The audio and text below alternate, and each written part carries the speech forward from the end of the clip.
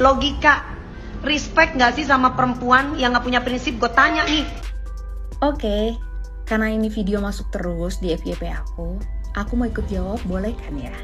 Jadi gini loh, Mbak DP, artis senior, Lesti bukan tidak punya prinsip.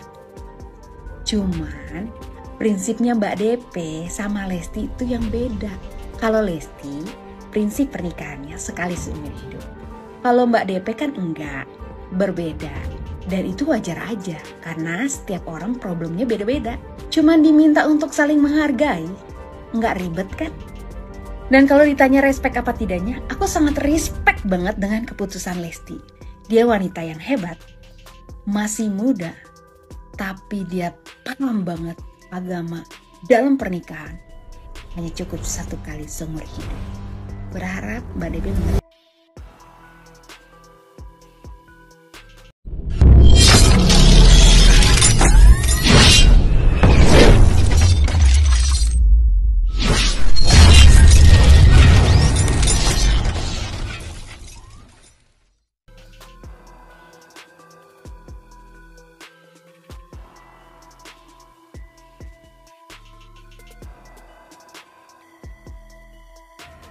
Tolong digarisbawahi buat para laler-laler, saya tuh berbicara mengenai ranah publik, yaitu KDRT.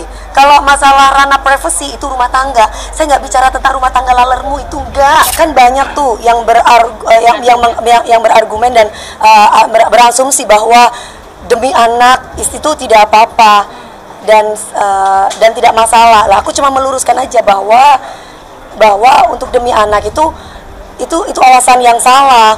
Karena justru kasihan sama mental anak. Anak melihat orang tuanya berantem terus. Saya bilang begitu, berantem terus. Jadi efeknya nanti ke mental anak. Kalau kita sayang sama anak, kita harus bisa memberikan kesehatan untuk anak. Itu sebenarnya bukan karena demi anak, sebenarnya demi papahnya. Tiba-tiba sayanya itu langsung IG saya itu diserang. Saya awalnya masih diem. Oh, nggak masalah. Besoknya lagi saya pagi-pagi ambil lagi ngebahas itu lagi, laler itu lagi. Saya bilang sama teman-teman kreatif, bosen Zai, bisa nggak yang lain? Enggak, soalnya gini-gini. Ya udah oke, mau nggak mau kan aku melaksanakan tugas aku. Dihajar lagi. Saya tuh saya dibilang mandul, saya dibilang pantes ditinggal sama 3 laki-laki, soalnya mandul sih. Terus yang ketiga saya dibilang tukang kawin, saya dibilang janda tua, terus saya dibilang apalagi ya, ini murahan, saya dibilang kayak gitu. Akhirnya saya manusia biasa ya, apalagi saya ngeliat di akun-akun gosip itu beberapa gitu yang tidak bertanggung jawab itu memotong saya, di TikTok juga memotong saya, seolah-olah tuh saya tuh membicarakan mereka gitu. Akhirnya saya live, saya menjelaskan bahwa saya tuh tidak setuju dengan mereka bersatu. Nggak ada statement saya seperti itu. Tapi kalau saya kecewa, kenapa harus marah? Saya punya hak untuk kecewa loh. Misalkan saya ditanya teman-teman, kebetulan saya lagi live, ada teman-teman wartawan senior yang tanya sama saya. Saya tuh kan kalau misalkan teman-teman, kalau orang lain saya nggak mau jawab karena dia sama saya, Babe itu sama aku baik. Aku bilang, jawab dong Neng, jawab Neng gitu. Saya jawab, saya bilang gini, ya saya itu merasa kecewa. Wajar kalau saya tuh kecewa, karena kan memang orang yang nggak kenal dengan Lesti aja kecewa, apalagi saya. Saya bilang kayak gitu, tapi saya mendoakan baik. Mudah-mudahan mereka bahagia dan Bilar tidak mengulangi lagi. Sudah hanya itu. Terus udah gitu mereka tanya lagi, kalau Mbak DP prinsipnya bagaimana kalau misalkan di KDRT-in? Saya jawab, kalau saya nggak mau. Nah, saya tuh menjawab saya loh, bukan menjawab mereka gitu. Saya tuh menjawab saya, tapi mereka tetap tidak terima. Kemudian akhirnya saya live lagi dong di IG, karena saya gregetan dibilang mandul gitu kan. Akhirnya saya live lagi di IG, saya bilang, mereka bilang gini, dasar janda tua, hei nenek-nenek, Bilar nggak mau sama lu ya, lu gini. Heh laler, gue juga nggak mau sama Bilar ya. Gue kasih tahu nih, pada waktu di mana itu ya? Pada waktu aku ngejuri, nggak enak, udahlah, mereka udah bersatu ya. Intinya adalah kalau aku mau seperti laler dambaan kamu itu, saya bisa beli 250.000. Ya, saya mau kasih tahu nih, dikasih gratis bahkan. Banyak anak-anak muda yang mau sama saya. Mohon maaf nih, cuman saya itu dari awal berbicara tentang KDRT-nya, bukan berbicara tentang hubungan rumah tangganya. Dalam arti ranah publik itu adalah KDRT-nya. Jangan sampai, saya pun pernah mengalami KDRT, Mbak. Saya pernah mengalami KDRT. Bedanya ketika itu saya tidak lapor polisi. Makanya ketika Dede itu lapor polisi, saya merasa senang. Oh, seberani itu ya Dede ya.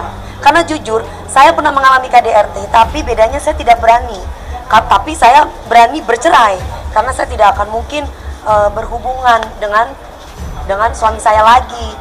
Boro-boro berhubungan gak nafsu, Mbak. Perempuan itu kalau udah dibanting, dipukul, Mbak, boro-boro gini nggak bisa, Mbak.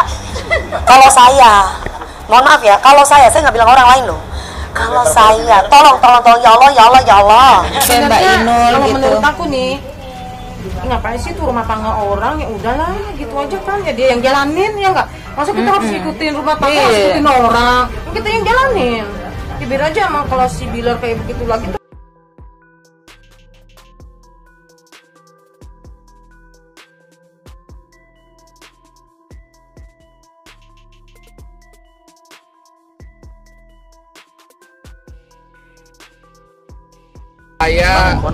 Saya kurang simpatik terhadap kasus itu karena seluruh rakyat Indonesia sudah sempat mendukung itu wanita karena adalah simbol perjuangan dari wanita untuk melawan KDRT. Survei dunia tahun 2021 menyatakan bahwa netizen Indonesia adalah netizen paling kasar, paling tidak sopan se-Asia Tenggara.